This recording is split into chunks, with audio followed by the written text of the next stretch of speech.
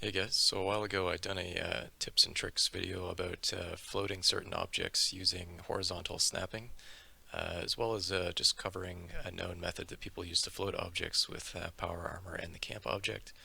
And I wanted to do something new, something I just found out recently, which is how you can use the porta potty to float different objects in the C.A.M.P. So this actually is something that's quite a bit more versatile than the power armor trick and the C.A.M.P object trick, just because this is so much larger as far as surface area goes. So there's a lot of other things that you can put on it. So I'm going to give an example here.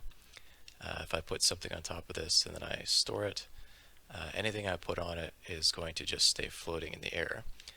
And this works for any object you can attach to it. So if I put this down and then I go into wall decor, maybe I'll pick like a clock or something.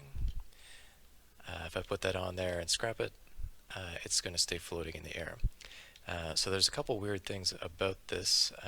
So incidentally, it's only going to float the very last thing that you connected to it. So I'll give you an example. If I were to stack a whole bunch of stash boxes and then store it, only that bottom stash box is going to stay on there.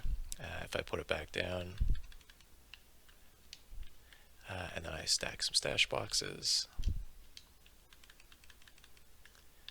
then I stick a clock on there. So the thing that's going to stay on there is actually going to be the clock.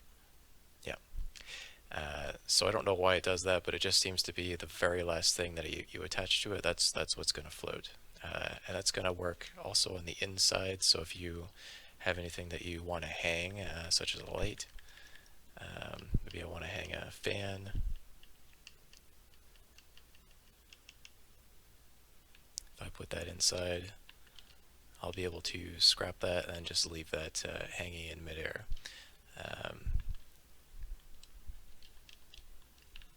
So some things to note about this. Now one downside is that if you put it down and you try to move it, this isn't going to work.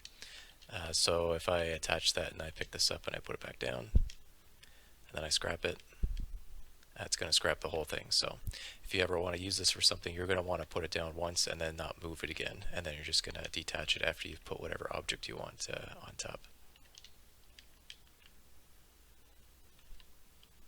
So I hope that's useful for something. I'm sure there might be some other things you can do with it, but it's definitely interesting to know that it works that way, and it might open some stuff up as far as floating different objects with the C.A.M.P.